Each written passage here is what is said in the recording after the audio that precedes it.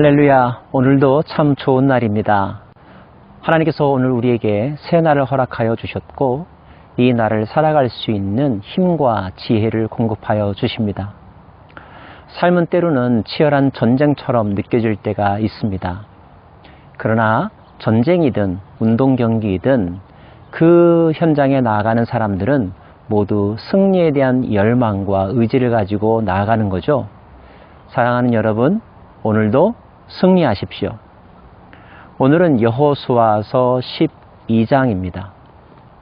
팬데믹으로 인하여서 모든 것이 멈추어 버린 것과 같은 시간을 우리들은 보내고 있습니다. 때로는 답답하지만 그러나 그 답답함 너머에 우리가 기억해야 될 중요한 의미도 있죠. 지나왔던 날들을 점검하고 오늘 현재의 나의 위치를 재확인하면서 앞으로 나아갈 길에 대하여 재정비하는 시간. 12장은 마치 그와 같은 장이라고 말할 수 있습니다. 여호수아와 더불어서 가나안 정복 전쟁을 일단락지었던 이스라엘 백성들, 그들이 어떤 땅을 정복했었는지, 내용은 무엇인지 요약해주고 있는데, 이 과정들을 통하여서 우리는 이때까지 행하신 하나님의 손길들을 발견하게 되고 또 이스라엘이 지금 어디에 있는지를 함께 살펴보게 됩니다. 저는 몇 가지 교훈을 12장을 통하여 함께 나누고 싶습니다. 먼저 첫 번째, 모든 결론에는 그 결론에 이르는 치열한 과정이 있다는 거죠. 12장에 의하면 이스라엘 백성들은 요단강을 기준으로 하여 동쪽 땅과 서쪽 땅을 차지합니다. 동쪽 땅에서는 크게 아모리 왕과 바산 왕을 물리친 이야기가 기록되어 있고요. 서쪽 땅은 모두 31명의 왕들을 물리친 리스트가 기록되어 있습니다. 이 전쟁에 걸린 기간은 약 6년여 정도로 추정합니다. 아직 소소한 국지전은 여전히 남아 있습니다. 그러나 큰 전쟁이 이제 끝났다는 뜻입니다. 결론만을 보면 너무나 기쁜 일이지만 그러나 그 결론에 이르기까지 결코 우리가 잊지 말아야 될 힘든 과정들이 있다는 것. 요단강 동쪽편을 어떻게 그들이 정복했습니까? 요단강 동쪽의 아모리 왕과 바산 왕을 물리쳤을 때는 모세가 살아있을 때였죠. 아모리 왕은 이스라엘의 길을 비켜주지 않고 공격했던 사람들이었습니다. 바산 왕 옥은 그 키가 4m가 넘을 정도로 거대한 체격을 가진 거인의 후손이었습니다. 그러나 이스라엘은 이 두 왕을 보란듯이 멸절시켰습니다. 이 두 나라에 대한 승리는 단지 거기서 끝난 것이 아니라 요단강 서쪽의 많은 세력들에게 두려움을 심어주었고 이스라엘 백성들에게는 승리에 대한 확신과 소망을 더욱더 품게 만들었죠. 안타깝게도 모세는 거기까지였습니다. 요단강을 기준으로 해서 시대가 바뀌었죠. 리더가 바뀌었습니다. 모세에서 여호수아로 말이죠. 여호수아는 팀을 재정비하였습니다.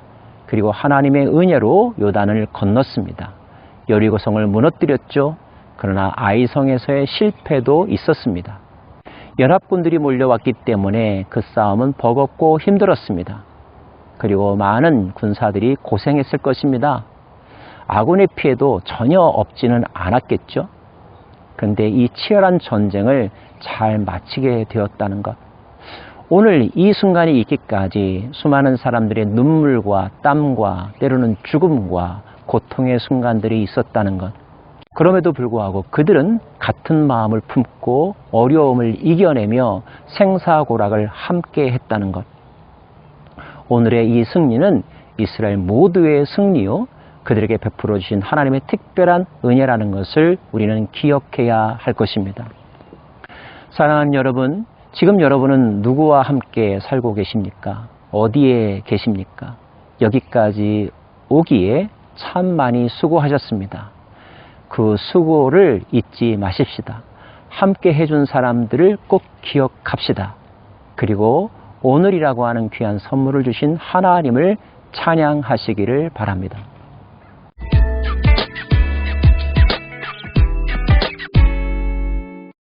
또 한 가지 기억해야 될 사실, 승리에는 승리의 이유가 있고 패배에는 패배의 원인이 있겠죠.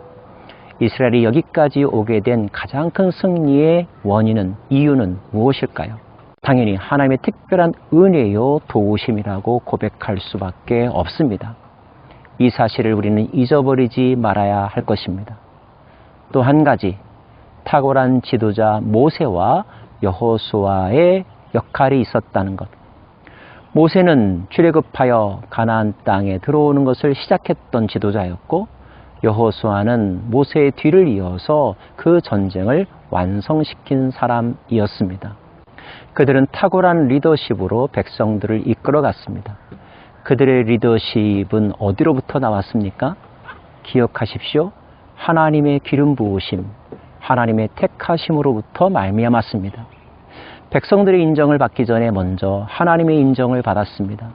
하나님께 인정을 받은 그들은 백성들에게도 인정을 받았습니다. 때로는 리더십에 강력한 도전이 있었고, 그들이 이끄는 이스라엘 백성들 가운데서 문제가 발생하기도 했지만, 위기의 순간이 오기도 했지만, 그러나 그들은 그 위기를 잘 극복했습니다. 믿음으로 극복했고, 용기로 극복했고, 하나님을 간절히 구함으로 하나님의 도우심 속에서 극복했습니다. 리더의 자리는 어려운 자리임이 분명합니다. 리더이기 때문에 책임져야 될 어깨의 짐도 더 무겁고, 리더이기 때문에 공격에 더 많이 노출되기도 하죠. 그러나 하나님은 우리에게 리더의 자리를 주실 뿐만 아니라 리더십으로 그 역할을 감당할 수 있는 힘도 주신다는 것. 우리가 하나님과의 관계가 올바로 서고 늘 하나님과 동행하는 삶을 산다면 모든 위기는 오히려 그의 능력을 발휘할 수 있는 기회로 다가온다는 것. 이것은 비단 국가 지도자뿐만 아니라 회사의 경영자, 가정의 가장, 그리고 각자 맡은 일의 리더십을 가진 각개인 모두에게 적용되는 말씀이라고 여겨집니다. 마지막으로 한 가지 더 묵상하기 원하는 것은, 성경이 왜 그들이 정복한 31명의 왕들의 이름을 다 기록했는가 하는 거죠. 우리는 가끔 위대한 믿음의 사람들의 족보를 성경에서 읽을 때가 있습니다. 그들의 역할과 성품과 믿음을 본받게 하기 위함이죠. 그런데 오늘은 그들이 정복한 왕들의 이름과 도성들이 기록되어 있습니다. 이 기록들을 보면서 우리가 가져야 될 마음은 무엇일까요? 가나안 땅이 하나님을 대적하는 세력, 심판의 대상을 의미하는 것이라면, 이 왕들의 이름은 우리 안에 뿌리 뽑혀져야 될 죄악의 리스트와 같다고도 말할 수 있습니다. 교만과 패역함과 음란함과 강팍함과 우상숭배의 마음과 거짓과 술수와 같은 것들, 이 모든 것들이 우리의 마음속에서 다 멸절되어야 한다는 거죠. 그러므로 이 리스트들은 이스라엘 백성들이 우리들에게 보여준 전쟁의 결과물인과 동시에 우리가 우리의 마음속에서 뿌리 뽑아야 될 악의 리스트들이기도 합니다. 사랑하는 여러분, 결과가 좋으면 과정 가운데 있는 모든 고통의 기억들은 사라지게 되어 있습니다.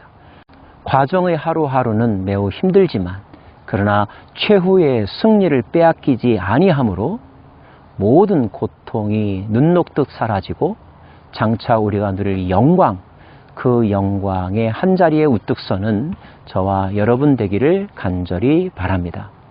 절반의 승리가 아니라 완전한 승리를 거둘 수 있기를 바랍니다. 중간에 멈추는 것이 아니라 끝까지 승리할 수 있기를 원합니다. 그래서 하나님께서 우리에게 예비하신 그 땅을 완전히 정복하고 그곳에 하나님의 나라, 빛의 나라를 함께 세워가는 우리 모두가 되기를 간절히 바랍니다. 기도하겠습니다. 하나님, 승리의 내용들을 우리들에게 보여주심으로 우리에게도 꿈을, 그리고 열정을, 의욕을 불러일으키십니다. 저희들도 전진하여 나가기를 원하고 전쟁에서 승리할 수 있기를 원합니다. 빠짐없이 다 정복할 수 있기를 원합니다. 그 정복지에 하나님의 나라가 세워지는 것을 더불어 함께 누리는 우리 모두가 되기를 원합니다. 예수님 이름으로 기도합니다. 아멘.